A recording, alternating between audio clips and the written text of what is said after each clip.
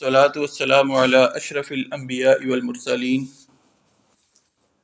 اما بعد اعوذ باللہ من الشیطان الرجیم بسم اللہ الرحمن الرحیم قال اللہ تعالی فی القرآن الحکیم فلا وربک لا یؤمنون حتی یحکموک فیما شجر بینہم۔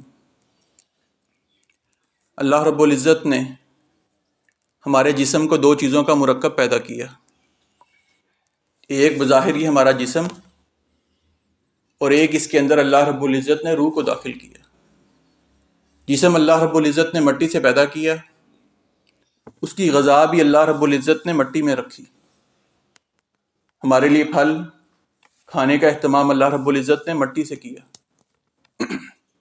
دوسری چیز جو اللہ رب العزت نے اس میں روح کو داخل کیا، روح چونکہ اللہ رب العزت نے آسمان سے نازل فرمائی تھی، اس کی غذا کا اہتمام بھی اللہ رب العزت نے آسمان سے کیا۔ آج اگر میں اپنے جسم کی احتیاط نہ کروں، اس کا خیال نہ رکھوں، جسم بیمار پڑ جاتا ہے۔ بعینی ہی ہم اگر اپنی روح کا خیال نہیں رکھیں گے، یہ روح بھی بیمار پڑ جاتی ہے۔ اللہ رب العزت نے اس کی غذا قرآن کریم کے ذریعے اور احادیث مبارکہ صلی اللہ علیہ وسلم کے ذریعے، وحی کے ذریعے اس کی غذا اللہ رب العزت نے ہم تک پہنچائی۔ جیسے آپ صلی اللہ علیہ وسلم کی ذات اقدس ہر عیب سے پاک ہے، اس کے اندر کوئی نقص باقی نہیں، اسی طرح اللہ رب العزت نے اپنے پیارے حبیب صلی اللہ علیہ وسلم کی بات کو بھی ہر عیب سے پاک قرار دیا۔ آپ صلی اللہ علیہ وسلم اس دنیا سے رخصت ہونے لگے، آپ نے صحابہ کو مخاطب کر کے فرمایا، اے میرے صحابہ، ترکت فیکم امرین، میں تمہارے اندر صرف دو چیزیں چھوڑ کر جا رہا ہوں، لن تضلوا ما تمسکتم بہما، جب تک تم نے ان دونوں کو پکڑے رکھا تم کبھی گمراہ نہیں ہوگے۔ صحابہ نے پوچھا، اللہ کے رسول وہ دو چیزیں کون سی ہیں؟ فرمایا، کتاب اللہ، اللہ کی کتاب یعنی قرآن کریم، و سنت رسولہ، اور اپنے نبی صلی اللہ علیہ وسلم کی سنت کو۔ فرمایا ان دو چیزوں کو پکڑ لو، تھام لو، اوڑھنا بچھونا اس کے مطابق کر لو، تم کبھی گمراہ نہیں ہوگے۔ حدیث بنیادی طور پر نئی بات کو کہتے ہیں، گفتگو کرنا، کلام کرنا، یہ حدیث کہلاتا ہے۔ قرآن کریم نے حدیث کی اہمیت کو اس قدر بڑھا کر بیان کیا کہ اللہ رب العزت نے آپ صلی اللہ علیہ وسلم کی بجائے اپنے قول کو، اپنے کلام کو یعنی قرآن کریم کو بھی حدیث کا لفظ قرار دے دیا۔ اللہ رب العزت نے فرمایا، وَمَنْ أَصْدَقُ مِنَ اللَّهِ حَدِيثًا، اللہ رب العزت سے بات کرنے میں کون سچا ہو سکتا ہے؟ اللہ کا کلام ہے، فرمایا اس کلام سے سچا کلام کون سا ہو سکتا ہے؟ یہی بس نہیں، بلکہ فرشتوں کے کلام کو بھی اللہ رب العزت نے حدیث قرار دیا۔ فرمایا، هل أتاك حدیث ضیف ابراہیم، وہ ابراہیم علیہ السلام کے مہمانوں کی تمہیں بات یاد نہیں؟ ان کے مہمان کون تھے؟ اللہ کے نورانی فرشتے تھے۔ یہاں بھی بس نہیں کیا، انبیاء علیہ الصلوۃ والسلام کی بات کو بھی اللہ رب العزت نے وحی قرار دیا، حدیث قرار دیا۔ وَهَلْ أَتَاكَ حَدِيثُ مُوسَىٰ، موسیٰ علیہ السلام کی بات کو اللہ نے حدیث قرار دیا۔ اور چوتھے نمبر پر آپ صلی اللہ علیہ وسلم کی بات کو بھی حدیث قرار دیا۔ فرمایا، وَإِذْ أَسَرَّ النَّبِيُّ إِلَىٰ بَعْضِ أَزْوَاجِهِ حَدِيثًا، جب آپ صلی اللہ علیہ وسلم اپنی کسی ایک بیوی کے پاس جا کر یہ بات کر رہے تھے کہ آج کے بعد میں شہد نہیں کھاؤں گا، فرمایا اللہ رب العزت نے اپنے نبی کی بات کو اس وقت بھی سن لیا۔ بنیادی طور پر حدیث کو چار معنی اللہ رب العزت نے قرآن کریم میں بیان فرمائے، اپنے کلام کو، انبیاء کے کلام کو، فرشتے کے کلام کو، اور آپ صلی اللہ علیہ وسلم کے کلام کو وحی قرار دیا۔ اب اگر حدیث کی تعریف کو دیکھا جائے، جو علماء لکھتے ہیں، ما اضیف الی النبی صلی اللہ علیہ وسلم، جو بھی چیز آپ صلی اللہ علیہ وسلم کی طرف نسبت کر دی جائے، من قول او فعل او تقریر او صفت، کوئی ایک بات، کوئی ایک فعل، کوئی ایک ایسا عمل جو آپ صلی اللہ علیہ وسلم کے سامنے کیا گیا، آپ اس پہ خاموش رہے۔ کسی صحابی نے کوئی ایسی بات کہی جو آپ کی صفت سے تعلق رکھتی ہے کہ آپ صلی اللہ علیہ وسلم کا حلیہ مبارک ایسا تھا، یا آپ چلتے تو اس انداز سے چلتے، فرمایا جس چیز کی نسبت آپ صلی اللہ علیہ وسلم کی طرف کر دی جائے وہ حدیث ہے۔ اب انسان دیکھے، صرف ایک لفظ کے اندر اگر دیکھا جائے نسبت کا لفظ ہے کہ جس چیز کی نسبت آپ کی طرف کر دی جائے، مطلب یہ ہے آج ہم کہتے ہیں یہ حدیث صحیح ہے، یہ حدیث ضعیف ہے، یہ حدیث موضوع ہے، من گڑت ہے، مطلب اس کا یہ ہے کہ اس کی نسبت آپ صلی اللہ علیہ وسلم کی طرف کی گئی ہے۔ یہ نہیں کہا کہ اللہ کے رسول کا کلام ہے، ورنہ نعوذ باللہ اگر ہم یہ بات لیں کہ حدیث صحیح ہے، حدیث ضعیف ہے، تو یہ تو نعوذ باللہ آپ صلی اللہ علیہ وسلم کے کلام کو ہم جھوٹا کہہ رہے ہیں کہ وہ من گڑت ہے۔ فرمایا حدیث سے مراد وہ ہے کہ جس کی نسبت آپ کی طرف کر دی جائے، ہاں اگر وہ سچی ہو، اگر وہ بات صحیح ہے، صحیح سند سے ثابت ہے، اس میں سارے راوی بیان کرنے والے سچے ہیں، فرمایا پھر وہ حدیث صحیح ہے۔ پھر ہم کہیں گے کہ واقعتاً یہ اللہ کے رسول صلی اللہ علیہ وسلم کا کلام ہے، آپ کا فعل ہے، یا آپ کے سامنے یہ کام کیا گیا ہے۔ اس کے بعد قرآن کریم کو دیکھا جائے تو اللہ رب العزت نے حدیث کی عظمت کو بیان کرتے ہوئے فرمایا، یا ایھا الرسول، اے پیارے حبیب صلی اللہ علیہ وسلم، بلغ ما انزل الیک من ربک، جو بھی چیز اللہ رب العزت کی طرف سے آپ پر نازل کی گئی ہے اس کو لوگوں تک آپ نے پہنچانا ہے۔ آپ کی ذمہ داری کیا لگائی کہ اللہ کی بات کو، وحی کی بات کو لوگوں تک پہنچانا ہے۔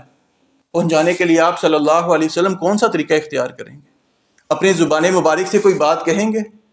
اپنے فعل سے کر کے دکھائیں گے؟ یا آپ کے سامنے کوئی کام ہوگا آپ اس پہ خاموشی کا اظہار کریں گے؟ تو یہ تو حدیث ہو گئی کہ اللہ رب العزت نے فرمایا لوگوں تک بات کو پہنچاؤ جو وحی کی گئی ہے۔ وحی پہنچانے کا طریقہ ایک ہی ہے کہ آپ صلی اللہ علیہ وسلم خود بول کر فرما دیں یا کوئی کام کر کے دکھا دیں۔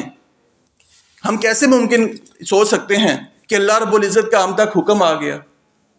ہم تک پہنچانے والے آپ صلی اللہ علیہ وسلم کی ذات ہی تو ہیں۔ اللہ کے رب العزت کے پیارے حبیب نے فرمایا کہ اللہ نے یہ چیز آپ کو یہ بتلائی، آپ کا زبان سے اقرار کر دینا، زبان سے ان الفاظ کو ادا کر دینا، وہ حدیث کہلائی۔ یہی بس نہیں بلکہ اللہ رب العزت نے تو یہاں تک فرما دیا، لقد من اللہ علی المؤمنین، اللہ رب العزت نے مومنوں پر احسان کیا ہے۔ لمبی آیت ہے، فرمایا کہ ان میں نبی وہ بھیجا جو ان پر اللہ رب العزت کے کلام کی آیات کو پڑھتا ہے، وَيُزَكِّيهِمْ، ان کا تزکیہ کرتا ہے، وَيُعَلِّمُهُمُ الْكِتَابَ وَالْحِكْمَةَ، ان کو کتاب کی بھی تعلیم دیتا ہے، حکمت کی تعلیم بھی دیتا ہے۔ اور مفسرین کا اس بات پر تقریباً اتفاق ہے کہ جب قرآن کریم میں کتاب اور حکمت کا لفظ اکٹھا آ جائے، کتاب سے مراد کتاب اللہ ہے، قرآن کریم ہے، اور حکمت سے مراد آپ صلی اللہ علیہ وسلم کی حدیث ہے۔ اور آپ صلی اللہ علیہ وسلم ہم دیکھیں تو قرآن کریم کے مفسر ہیں، آپ قرآن کریم کی وضاحت کرنے والے ہیں، تفسیر کرنے والے ہیں۔ اللہ رب العزت نے قرآن کریم میں آیت کو نازل فرمایا، الذین آمنوا ولم یلبسوا ایمانہم بظلم، وہ لوگ جو اللہ رب العزت کی ذات پر ایمان لائے اس کے بعد انہوں نے ظلم نہیں کیا، فرمایا یہ لوگ امن والے ہیں اور یہ ہدایت یافتہ ہیں۔ صحابہ کرام آپ صلی اللہ علیہ وسلم کے پاس آئے، اور صحابہ کرام وہ ہیں جو عربی زبان جاننے والے ہیں، خالصتاً عرب سے تعلق رکھتے ہیں۔ کہا آقا اللہ رب العزت نے فرمایا ہے ایمان لانا اور ظلم نہ کرنا، ہم میں سے کون ہے جو اپنی جان پر ظلم نہیں کرتا؟ ظلم کا مطلب گناہ کرنا۔ فرمایا آقا ہم سے انسان ہیں، ہم سے گناہ ہوتا ہے، لیکن اللہ رب العزت نے تو ظلم بیان کر دیا۔ فرمایا یہ وہ ظلم نہیں جو تم مراد لے رہے ہو۔ صحابہ کرام عربی زبان جاننے کے باوجود اس آیت کا مطلب نہیں سمجھ سکے۔ فرمایا اس ظلم سے مراد وہ ظلم ہے، ان الشرک لظلم عظیم، ظلم سے مراد اللہ رب العزت نے اس آیت میں شرک کو لیا ہے۔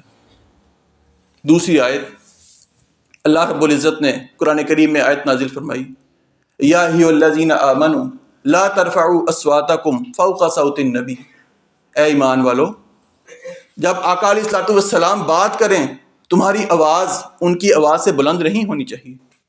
سیدنا ثابت بن قیس رضی اللہ تعالیٰ عنہ اپنے گھر میں رہنا شروع کر دیتے ہیں، مسجد آنا چھوڑ دیا۔ صحابہ نے آقا علیہ الصلوۃ والسلام کو بتایا کہ وجہ کیا ہے؟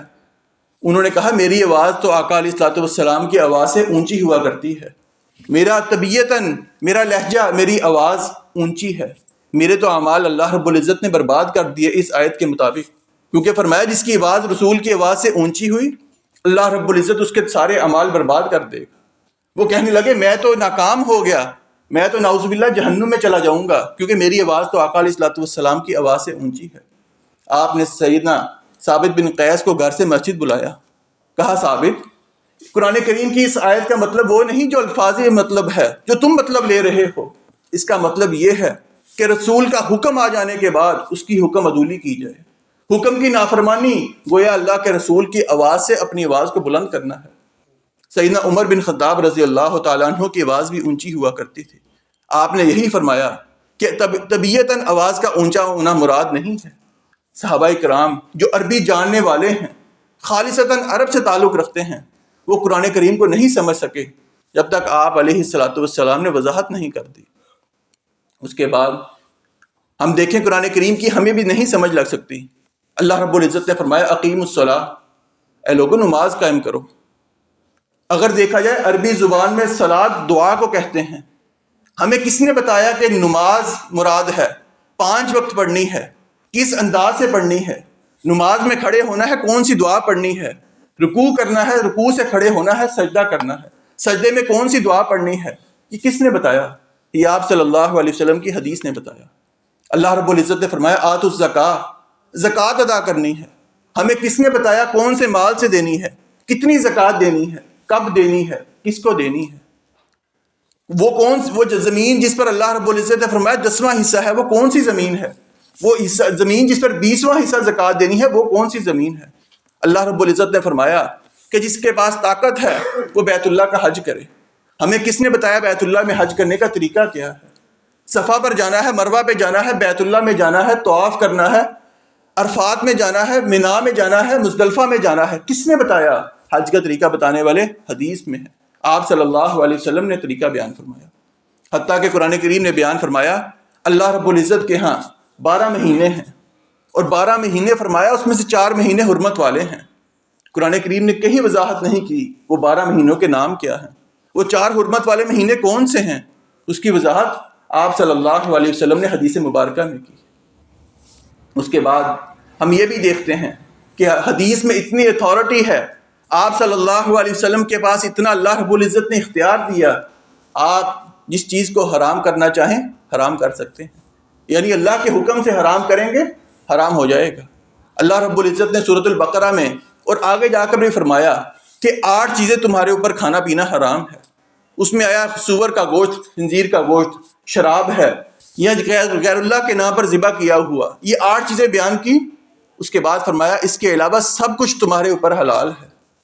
آپ صلی اللہ علیہ وسلم نے فرمایا گدھے کا گوشت تمہارے اوپر حرام ہے، ہر وہ جانور جو اپنے پنجے سے شکار کرتا ہے فرمایا وہ حرام ہے۔ یہ چیزیں حدیث نے حرام کی ہیں۔ گدھے کو حرام اللہ رب العزت کی کتاب قرآن کریم نے نہیں کیا۔ ہم گدھے کا گوشت نہیں کھاتے کہ وہ حرام ہے، وہ حدیث نے حرام کیا۔ اللہ رب العزت نے نکاح کے موقع پر فرمایا کہ محرمات یہ ہیں، ان عورتوں سے مرد نکاح نہیں کر سکتا، ان کا ذکر کیا۔ اس کے بعد فرمایا اس کے علاوہ جس عورت سے چاہو تم شادی کر سکتے ہو۔ آپ صلی اللہ علیہ وسلم نے فرمایا اے لوگوں، ایک پھپھی کو اور اس کی بھانجی کو، اس کی بھتیجی کو ایک نکاح میں جمع نہیں کیا جا سکتا۔ ایک خالہ ہو ساتھ اس کی بھانجی ہوئے، فرمایا ایک مرد ان دونوں کو جمع نہیں کر سکتا۔ قرآن نے کہا کہ اس کے علاوہ سب کچھ جائز ہے، آپ صلی اللہ علیہ وسلم نے اس کی وضاحت فرمائی کہ یہ چیز بھی اس میں شامل ہے۔ اور اللہ رب العزت نے قرآن کریم میں 3 جگہ اپنی کبریائی کی قسم اٹھائی، اپنی ذات کی، اپنی عزت کی قسم اٹھائی۔ اس میں سے ایک جگہ فرمایا فلا وربک لا یؤمنون، اے پیارے حبیب صلی اللہ علیہ وسلم مجھے اپنے رب ہونے کی قسم۔ اللہ رب العزت فرماتے ہیں فلا وربک لا یؤمنون حتی یحکموک فیما شجر بینہم، انسان کے آپس کے معاملات ہوں، جھگڑا ہو، فرمایا جب تک یہ رول ماڈل آپ کو نہ بنا لیں اللہ رب العزت کو ان کا ایمان ہی قابل قبول نہیں ہے۔ پھر دوسری روایت میں فرمایا، آیت میں فرمایا لقد کان لکم فی رسول اللہ اسوۃ حسنہ، آپ صلی اللہ علیہ وسلم کی ذات کے اندر انسان کے لیے ہر قسم کا رول ماڈل، ہر قسم کا نمونہ موجود ہے۔ قرآن نے کہیں وضاحت نہیں کی آپ کا اٹھنا کیسا ہے، آپ کا بیٹھنا کیسا ہے، آپ کس انداز کے رول ماڈل ہیں، وہ ہمیں حدیث نے بتایا۔ آپ صبح اٹھتے تو کس انداز سے اٹھتے، آپ مسجد میں جاتے کس انداز سے جاتے، مجلس میں بیٹھتے، گھر والوں میں بیٹھتے، کھانا پینا، ہر ادب، ہر رول ماڈل کا ذریعہ آپ صلی اللہ علیہ وسلم کی حدیث سے ہمیں ملتا ہے۔ اور اس کے بعد اتنی بڑی بات کہ انسان اگر حدیث کو نہ مانے گویا وہ قرآن کریم کو بھی نہیں ماننے والا۔ اگر انسان حدیث کا انکار کرے، حدیث پر ایمان نہ لائے، گویا وہ قرآن کریم پر بھی ایمان لانے والا نہیں ہے، کیونکہ ہمیں یہ بتانے والے کہ یہ اللہ رب العزت کا کلام ہے، یہ آپ صلی اللہ علیہ وسلم کی ذات ہی ہے۔ اللہ رب العزت کا کلام ہمارے تک، جبرائیل علیہ السلام ہمارے تک نہیں لے کر آئے، آپ صلی اللہ علیہ وسلم کی ذات تک لے کر آئے۔ اگر میں اس چیز کا انکار کروں کہ آپ کی حدیث اتھینٹک نہیں ہے، تو آپ صلی اللہ علیہ وسلم کی حدیث وہ ہے جو آپ کی زبان مبارک سے نکلی۔ قرآن کریم بھی آپ کی زبان مبارک سے ادا ہوا ہے۔ اگر میں حدیث کا انکار کرتا ہوں، میں قرآن کا بھی انکار کروں گا، کیونکہ قرآن بھی آپ کی زبان مبارک سے نکلا ہے۔ اور اگر میں نے حدیث کی پیروی کر لی تو اللہ رب العزت نے فرمایا وَمَن يُطِعِ اللَّهَ وَرَسُولَهُ، جو شخص اللہ رب العزت کی اطاعت یعنی قرآن کریم کی اطاعت کرتا ہے، والرسول، اور رسول کرم صلی اللہ علیہ وسلم کی زندگی کی اطاعت کرتا ہے یعنی حدیث کی اطاعت کرتا ہے، فرمایا جب وہ مرے گا آخرت میں انجام یہ ہوگا فَأُولَٰئِكَ مَعَ الَّذِينَ أَنْعَمَ اللَّهُ عَلَيْهِمْ مِنَ النَّبِيِّينَ وَالصِّدِّيقِينَ وَالشُّهَدَاءِ وَالصَّالِحِينَ وَحَسُنَ أُولَٰئِكَ رَفِيقًا۔ انسان دنیا سے جائے گا، اللہ رب العزت اس کو نبیوں کا ساتھ دے گا، صدیقین کا ساتھ نصیب فرمائے گا، شہیدوں کا اس کو ساتھ ملے گا، نیک لوگوں کا ساتھ ملے گا۔ فرمایا کتنا ہی بہترین ساتھ ہے، کتنی ہی بہترین رفاقت ہے۔ اور ہم دیکھیں تو آقا علیہ الصلوۃ والسلام کے صحابہ کتاب اللہ کا لفظ استعمال کر کے اس سے مراد حدیث لیا کرتے تھے۔ سیدنا عمر رضی اللہ تعالیٰ عنہ کا دور ہے، آپ کے سامنے ایک کیس آتا ہے، ایک شادی شدہ مرد ہے، عورت ہے، انہوں نے زنا کیا ہے، فرمایا اس کی سزا کیا ہے، اس کے بارے حکم جاری کیجئے۔ آپ فرمانے لگے اس کے مطابق میں اللہ کے کتاب کے ذریعے کتاب کے مطابق فیصلہ کروں گا۔ صحابہ نے کہا کتاب کے مطابق کیا فیصلہ کریں گے؟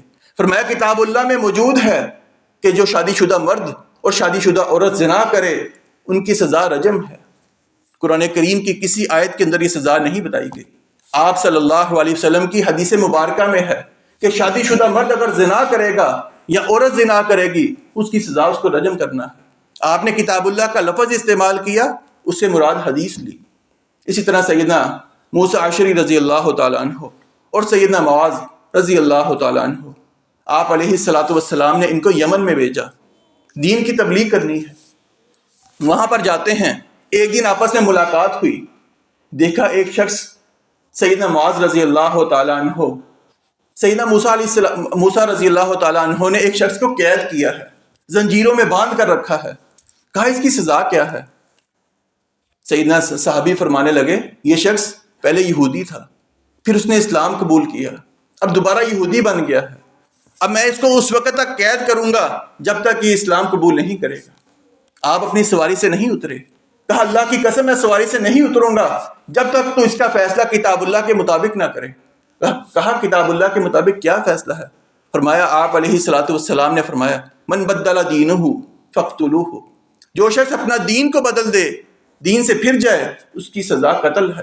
فرمایا کتاب اللہ کے مطابق یہ فیصلہ ہے۔ آپ نے حدیث کو کتاب اللہ کا نام دیا، اور آج بھی یہ گروہ موجود ہے، نیا گروہ نہیں ہے۔ آپ علیہ الصلوۃ والسلام نے اس کی پیشین گوئی فرمائی۔ ایسے لوگ موجود ہوں گے جو کہیں گے ہمیں کتاب اللہ کافی ہے، حدیث ہمارے سامنے اتھینٹک نہیں ہے۔ آپ علیہ الصلوۃ والسلام کا صحیح فرمان صحیح مسلم میں موجود ہے۔ فرمایا ان قریب ایک ایسا شخص میری امت میں آئے گا، وہ اپنے تخت پر بیٹھا ٹیک لگا کے بیٹھا ہوگا، آپ نے ٹیک کے بھی الفاظ استعمال کیے، اپنے تخت پر بیٹھا ہوگا، اس کے سامنے میری حدیث کو پیش کیا جائے گا، وہ کہے گا میں حدیث کو نہیں مانتا، میرے سامنے کوئی قرآن کی آیت لے کر آؤ۔ پاکستان کا واقعہ ہے، میاں والی کے پاس چکڑالہ ایک جگہ کا نام ہے، وہاں کا ایک شخص جو یہی دعویٰ کرتا تھا کہ کتاب اللہ کافی ہے، حدیث کو نہیں مانوں گا، عبداللہ چکڑالوی اس کا نام ہے۔ اس کا بیٹا دیندار تھا، اس نے اپنے باپ سے مطالبہ کیا، اس نے پہلے اپنے باپ کو سمجھایا آپ حدیث کے انکاری ہیں، کہنے لگا نہیں، باپ نے بیٹے کو جائیداد سے محروم کر دیا۔ ایک دن یہی واقعہ پیش آیا، بیٹا اپنے باپ کے پاس گیا، کہا بابا ہمارے آپس کے اختلافات اپنی جگہ، آپ میری جائیداد دو دیں۔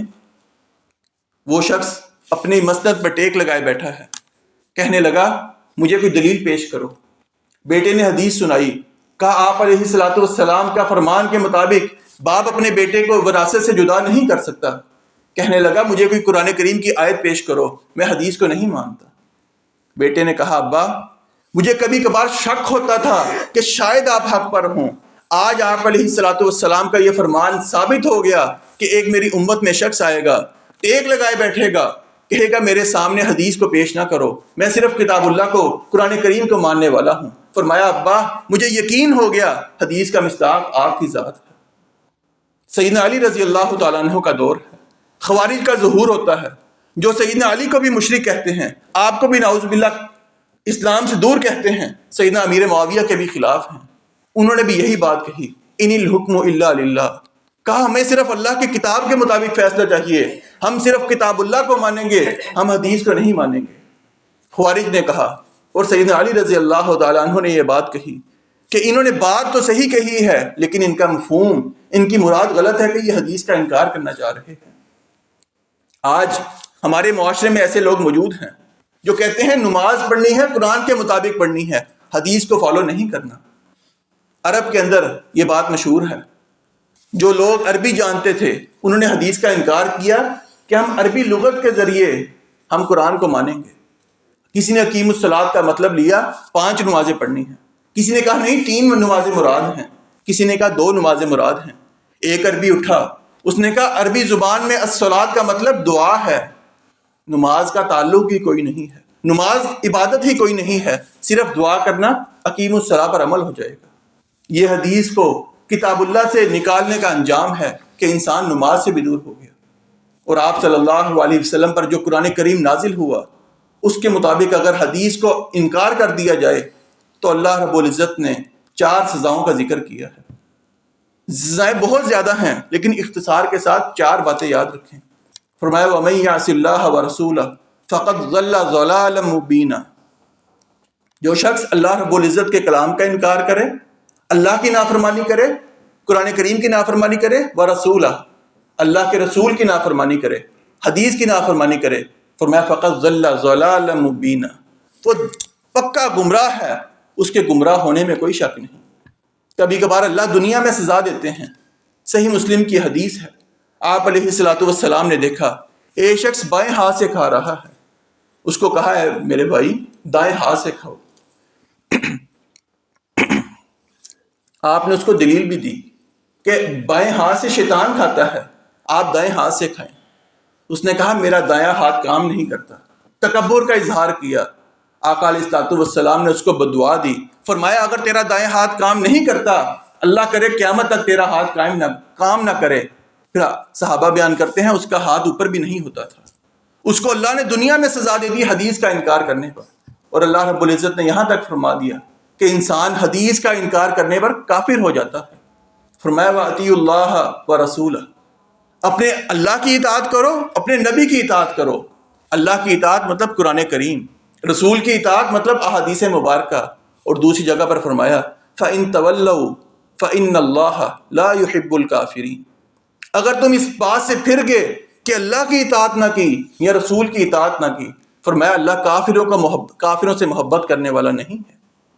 اور آخری سزا آپ علیہ الصلوۃ والسلام نے فرمایا کل امتی یدخلون الجنہ، میری ساری کی ساری امت جنت میں داخل ہوگی، فرمایا الا من ابا، جو جنت میں جانے سے انکار کر دے وہ جنت میں نہیں جائے گا۔ صحابہ نے کہا اللہ کے رسول کہ کوئی ایسا شخص بھی ہے جو جنت میں جانے سے انکار کر دے؟ فرمایا ہاں، من اطاعنی دخل الجنہ، جس نے میری اطاعت کی وہ جنت میں داخل ہو گیا، ومن عصانی فقد ابا، جس نے میرا انکار کیا، میری حدیث کا انکار کیا، گویا کہ وہ جنت میں جانے کا انکاری ہے۔ اب بات آتی ہے، یہ حجت حدیث کے حوالے سے ایک ہمارا پہلو تھا۔ اگلی بات، کیا آقا علیہ الصلوۃ والسلام کے دور مبارک میں احادیث لکھی جاتی تھی؟ کیا 300 سال کا جو دعویٰ کیا جاتا ہے کہ 300 سال بعد احادیث مبارکہ لکھی گئی، کیا اس بات میں کوئی صداقت ہے یا نہیں؟ آپ علیہ الصلوۃ والسلام کے صحابی ہیں سیدنا عبداللہ بن عمر بن عاص رضی اللہ تعالیٰ عنہ۔ آپ علیہ السلام کی ہر بات کو لکھا کرتے. آپ وہاں گئے، آپ یہاں آئے، ہر بات کو نوٹ کرتے. صحابہ نے کہا اللہ کے رسول کے صحابی، آپ علیہ السلام کبھی غصے میں ہوتے ہیں، کبھی آپ خوشی کے موقع پر ہیں، کبھی انسان ریلیکس بیٹھا ہے، آپ ہر بات کو لکھتے ہو. ایسا نہ کرو. آپ لکھنے سے رک جاتے ہیں. آقا علیہ السلام نے دیکھا کہ میرا صحابی اب میری بات لکھتا نہیں ہے. پوچھا وجہ کیا ہے؟ بتلایا کہ آپ کے صحابہ نے مجھے اس چیز سے منع کیا ہے، آپ کبھی غصے میں ہیں، کبھی خوشی میں ہیں. تو فرمایا، اپنی زبان مبارک کی طرف اشارہ کر کے فرمایا، لا یخرج منہ الا الحق. اللہ کی قسم جس کے ہاتھ میں محمد صلی اللہ علیہ وسلم کی جان ہے، میری زبان سے صرف حق کے علاوہ کچھ نہیں نکلتا. آپ کی کتاب مشہور ہے صحیفہ صادقہ کے نام سے، تقریباً 1000 احادیث اس میں موجود ہیں. صحیح بخاری، صحیح مسلم میں وہ احادیث موجود ہیں. مسند امام احمد بن حنبل میں مکمل 1000 احادیث موجود ہیں. یہ وہ احادیث ہیں جو صحابی اللہ کے رسول صلی اللہ علیہ وسلم کے سامنے بیٹھ کر آپ کی باتوں کو لکھا کرتے تھے. اس کے بعد صحیح بخاری میں 4 جگہ روایات آتی ہیں. سیدنا علی رضی اللہ تعالیٰ عنہ فرماتے ہیں، میرے پاس آقا علیہ السلام کے احکامات لکھے ہوئے ہیں. اس میں زکوٰۃ کے احکامات ہیں، صدقے کے احکامات ہیں، دوسرے لوگوں سے معاہدہ کرنا ہے، کیسے معاہدہ کرنا ہے، یہ آپ صلی اللہ علیہ وسلم کے سارے فرامین میرے پاس لکھے ہوئے ہیں. سیدنا علی رضی اللہ تعالیٰ عنہ اس چیز کا دعویٰ کر رہے ہیں. آقا علیہ السلام کے صحابی سیدنا عبداللہ بن عباس رضی اللہ تعالیٰ عنہ احادیث کو لکھا کرتے تھے. سیدنا علی کے بارے میں ہم نے سن لیا. سیدنا عمر رضی اللہ تعالیٰ عنہ احادیث کو لکھا کرتے تھے. کتاب الصدقہ کے نام سے ایک مشہور کتاب ہے. سیدنا عبداللہ بن عمر رضی اللہ تعالیٰ عنہ کی وہ احادیث ہیں. آقا علیہ السلام نے اپنی آخری عمر میں ان کو صدقے کے متعلق احادیث لکھوا دی تھی. مسند عائشہ کے نام سے احادیث موجود ہیں، کتابیں موجود ہیں. یہ صرف باتیں نہیں ہیں. مسند امام احمد بن حنبل کے اندر تمام صحابہ کے نام سے ان کی روایات کو موجود کیا گیا ہے. پاکستان کے عالم دین ہیں، انہوں نے بھی اس پہ تحقیق کی ہے. مسند امام احمد بن حنبل کے اندر ساری روایات موجود ہیں. سیدنا ابو ہریرہ رضی اللہ تعالیٰ عنہ 7 ہجری میں اسلام قبول کیا. آپ علیہ السلام کے ساتھ 3 سال رہے. آپ کے فرامین کو سنتے، حتیٰ کہ کھانے کے لیے باہر نہیں جاتے کہ آپ علیہ السلام کے زبان مبارک سے کوئی ایسی بات نہ نکلے جو میں سن نہ سکوں. اتنا حدیث کا شوق. جب آپ علیہ السلام دنیا سے چلے گئے، آپ حدیث کا سبق دیتے، حدیث کی کلاس لیتے، اپنے شاگردوں کو حدیث لکھوایا کرتے تھے. صحیفہ حمام بن منبع کے نام سے آپ کے شاگرد کا صحیفہ مشہور ہے. اس کے اندر تقریباً 100-150 احادیث موجود ہیں. صحیح بخاری میں، صحیح مسلم میں وہ احادیث موجود ہیں. حتیٰ کہ آپ کے ایک شاگرد آئے، تابعی ہیں، انہوں نے بشیر بن نہیک نام ہے، انہوں نے کہا سیدنا ابو ہریرہ کے پاس آئے، کہا آپ کی یہ احادیث میرے پاس لکھی ہوئی ہیں، آپ اس کو چیک کیجئے، کیا یہ احادیث صحیح ہیں، کیا یہ میں بیان کر لوں؟ انہوں نے احادیث کو دیکھا، کہا آپ کو اجازت ہے، آپ بیان کریں.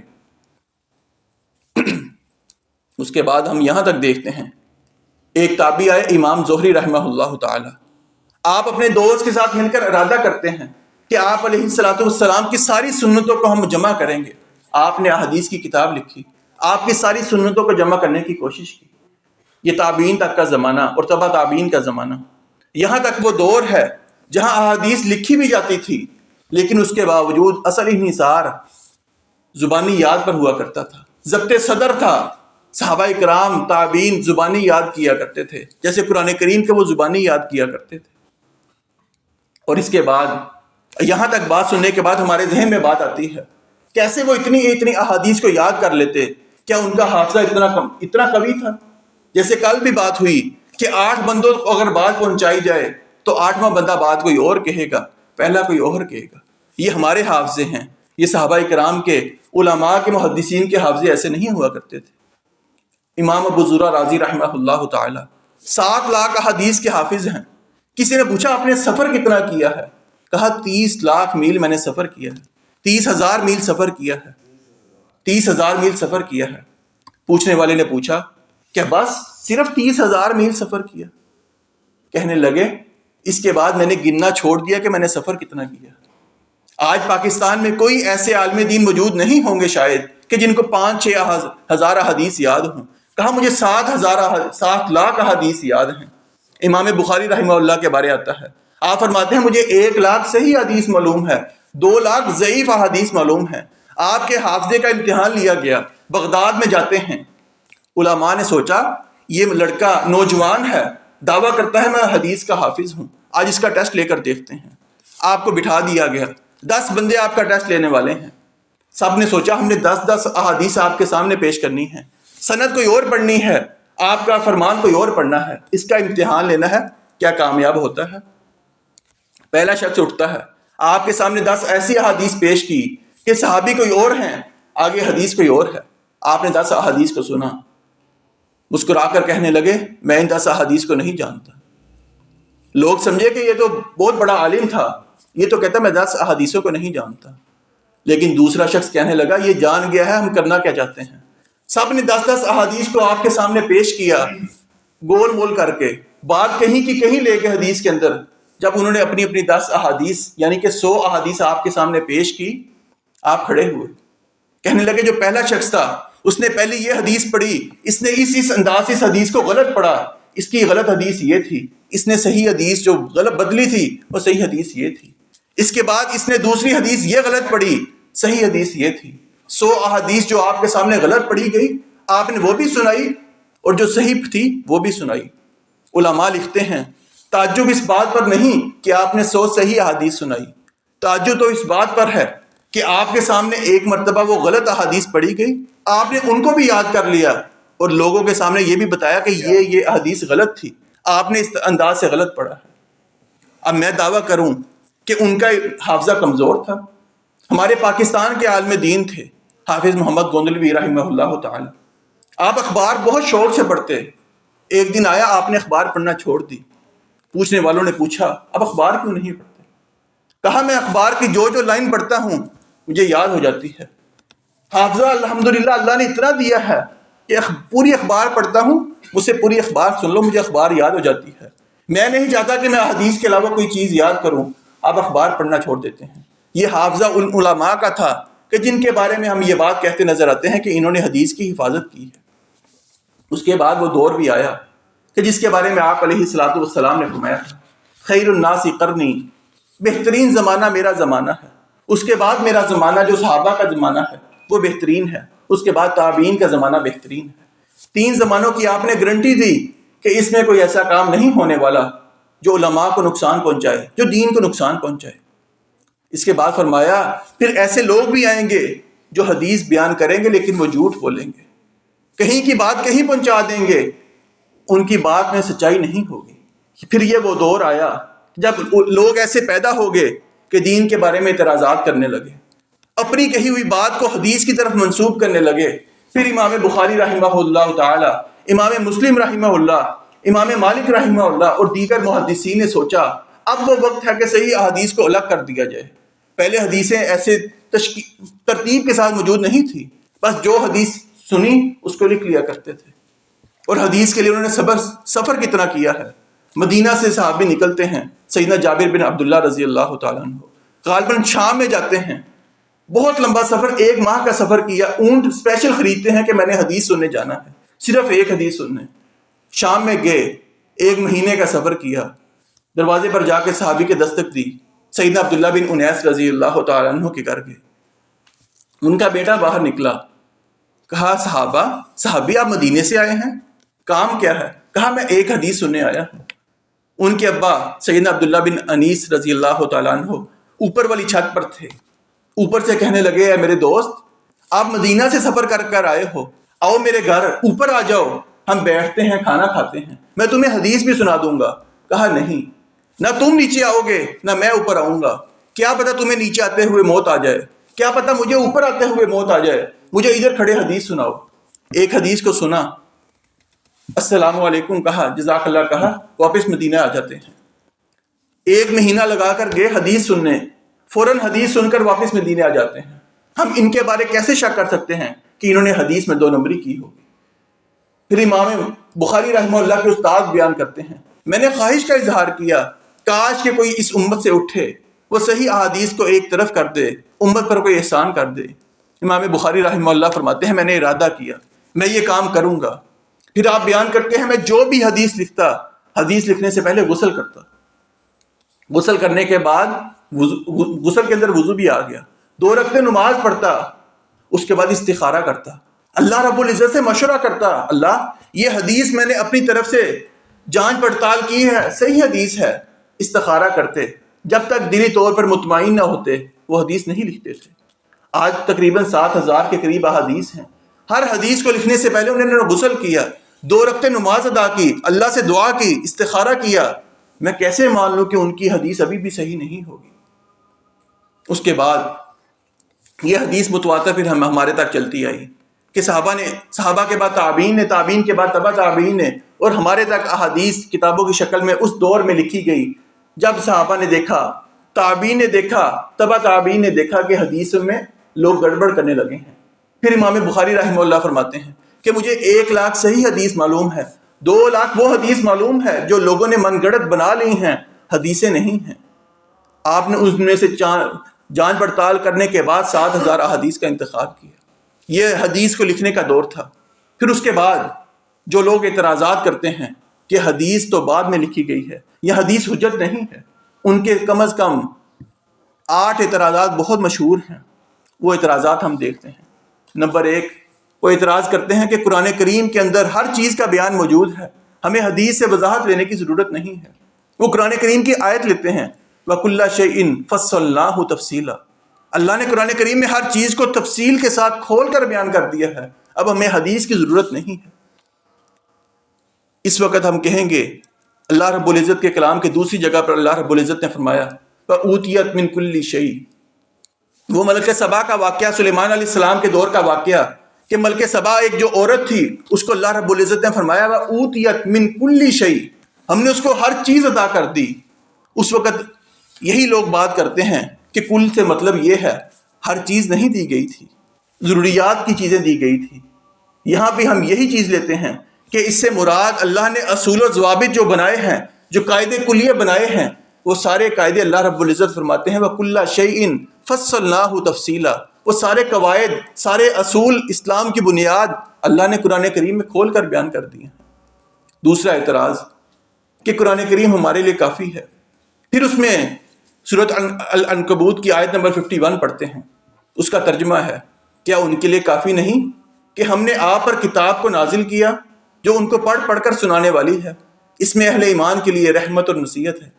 اس سے وہ دلیل لیتے ہیں کہ اللہ رب العزت نے خود فرمایا کہ قرآن کریم ان کے لیے کافی نہیں ہے. اس کے بعد وہ کس چیز کی طرف جاتے ہیں؟ یہ آیت تو پڑھتے ہیں, اس کا حوالہ دیتے ہیں, لیکن اس سے پچھلی آیت نہیں پڑھتے, وہ کھا جاتے ہیں اس کا ترجمہ کیا ہے. اور یہ لوگ جو کہتے ہیں کہ اس نبی پر اللہ رب العزت کی طرف سے نشانیاں کیوں نہ نازل کی گئی ہیں. مشرکین مکہ کا دعویٰ ہے کہ اللہ رب العزت نے آقا علیہ الصلوۃ والسلام پر نشانیاں کیوں نہیں نازل کی, ہمیں نشانیاں معجزات دکھائے جائیں کہ ہم مان لیں کہ آپ سچے نبی ہیں. اللہ رب العزت فرماتے ہیں اور یہ لوگ کہتے ہیں کہ اس نبی پر اس کے رب کی طرف سے نشانیاں کیوں نہ نازل کی گئی. آپ فرما دیجئے نشانیاں تو اللہ کے پاس ہیں, میں تو صرف ڈرانے والا ہوں, واضح طور پر بیان کرنے والا ہوں. مطلب بیان کیا کہ وہ مشرکین مکہ کا جواب تھا, وہ نشانیاں طلب کرتے تھے. فرمایا قرآن کریم کیا ان کے لیے نشانی کافی نہیں ہے؟ یہی قرآن جس کا اللہ نے بار بار چیلنج دیا کہ ایسی کتاب لے کر آؤ, ایسی ایک سورت لے کر آؤ, ایسی 10 آیتیں لے کر آؤ.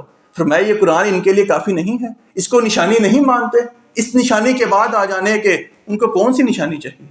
تیسرا اعتراض, چوتھا اعتراض, پہلا نمبر کہ ایک بلکہ اعتراض وہ بھی تھا, وہ بعد میں کر لیتے ہیں. چوتھا اعتراض قرآن سے نصیحت حاصل کرنا. یہ بات کہتے ہیں کہ قرآن کریم میں ہر قسم کی نصیحت موجود ہے, ہم اس سے ہی نصیحت حاصل کریں گے. پھر حوالہ قرآن کریم سے دیتے ہیں فذکر بالقرآن من یخاف وعید, آپ قرآن سے نصیحت کیجئے, ان کو ڈرائیے, ان کو وعید انجام سے ڈرائیے. پھر اس آیت کو لیتے ہیں, اس سے پچھلی آیات کو چھوڑ دیتے ہیں. پچھلی آیات میں اللہ رب العزت نے قرآن کریم کے بیان میں قیامت کا منظر بیان کیا ہے, خوفناک انجام سے ڈرایا ہے. پھر فرمایا کہ یہ جو منظر میں نے قرآن میں بیان کر دیا فذکر بالقرآن, اس منظر کو بیان کرتے ہوئے آپ لوگوں کو ڈرائیے کہ قرآن کریم میں قیامت کا منظر کیا بیان ہوا. اس آیت کو لیتے ہیں, پچھلی آیت کو چھوڑ دیتے ہیں.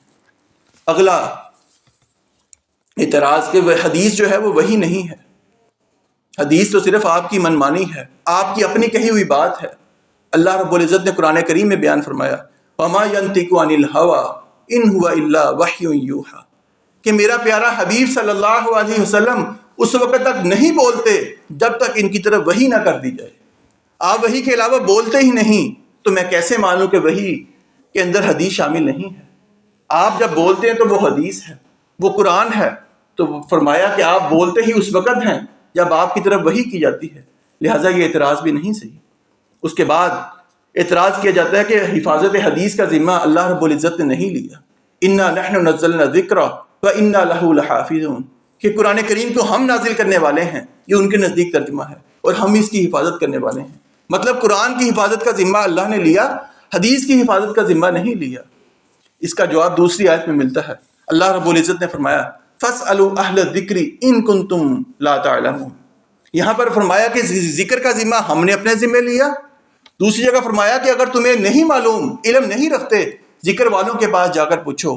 وہاں پر مراد لیں گے اہل علم جو شریعت کا علم رکھتے ہوں. شریعت کے اندر قرآن کریم بھی آتا ہے، حدیث بھی آتی ہے. آخری اعتراض یہ کیا جاتا ہے جو کل بھی کیا گیا کہ سیدہ عائشہ رضی اللہ تعالی عنہا امہات المؤمنین ہیں. آپ غسل کا طریقہ جس انداز سے بیان کرتی ہیں وہ تو نعوذ باللہ من ذالک ان کی تو شان میں گستاخی ہوتی ہے. وہ طریقہ ایک مسلمان اپنے ذہن میں تصور نہیں کر سکتا کہ وہ طریقہ کیسے بیان کرتی ہیں. لیکن اس حدیث کو پورا نہیں پڑھا جاتا، اس کے متعلق تمام احادیث کو نہیں دیکھا جاتا. اس کا مطلب کیا ہے؟ سیدہ عائشہ رضی اللہ تعالیٰ عنہ کی روایت ہے، صحیح بخاری میں روایت ہے. آپ کے بھانجے ہیں عبداللہ بن زبیر رضی اللہ تعالیٰ عنہ. بھانجا اور خالہ محرم رشتہ دار ہیں، اندر کوئی پردہ نہیں جو عام عورتوں کا کسی غیر محرم سے پردہ ہے. اب بھانجے آقا علیہ الصلوۃ والسلام کی امہات المؤمنین اپنی خالہ کے پاس آئے، کہا خالہ جان آپ صلی اللہ علیہ وسلم کے بارے میں آتا ہے، حدیث میں موجود ہے 5 مد سے آپ غسل فرما لیا کرتے تھے. 5 مد ایک مقدار ہے، تقریباً 2 سے 3 لیٹر بنتا ہے. فرمایا اتنی کم مقدار میں آپ کیسے غسل کر لیتے تھے؟ آپ کے تو بال مبارک بھی بڑے تھے. کہا بے بھانجے یہ کون سی بڑی بات ہے؟ آپ پردے کی دوسری طرف جاتی ہیں، حدیث کے الفاظ ہیں، آپ پردے کے دوسری طرف جاتی ہیں، غسل کرتی ہیں. غسل کر کر آ کے اپنے بھانجے کو کہا یہ دیکھو تم نے جتنے مد کا کہا تھا اتنے پانی سے میں غسل کر کے آئی ہوں، میرے سارے بال گیلے ہیں. اب اس میں کیا اعتراض باقی ہے؟ اعتراض کرنے والے کہتے ہیں نعوذ باللہ آپ نے اپنے بھانجے کے سامنے غسل کیا. حدیث کے الفاظ ہیں کہ پردے میں جا کے غسل کیا. پردے میں غسل کرنے کے بعد اپنے بھانجے کو بال دکھا دینا یہ کون سا عیب ہے؟ یہ کون سی گستاخی کی بات ہے؟ ہم اس چیز کو نہیں مانتے. حدیث پڑھنی ہے، حدیث پر اعتراض کرنا ہے، مکمل نہیں پڑھنی. مکمل پڑھنے کے اندر اس کا جواب ہے. قرآن کریم سے اپنی دلیل لینی ہے، قرآن کی پچھلی آیات کو نہیں پڑھنا، ان کا سیاق و سباق نہیں دیکھنا کیا ہے، اس کے بعد اعتراض کرنا کہ یہ چیزیں قرآن کریم میں ہیں احادیث مبارکہ میں نہیں ہیں. اللہ رب العزت سے دعا ہے اللہ رب العزت ہمیں جب تک زندہ رکھے آقا علیہ الصلوۃ والسلام کی حدیث کی حفاظت کرنے والا زندہ رکھے، قرآن کریم کی حفاظت کرنے والے ہوں. قیامت کے دن آپ علیہ الصلوۃ والسلام کے سامنے جائیں، ہم ان کو یہ بتا سکیں کہ ہم نے اپنا حق ادا کیا، آپ کی حدیث کا دفاع کیا، آپ کی ختم نبوت کا دفاع کیا، آپ کے ایک ایک قول کا، ایک ایک فعل کا، ایک ایک عمل کا دفاع کیا. آپ اسی وجہ سے ہماری سفارش کر دیجئے.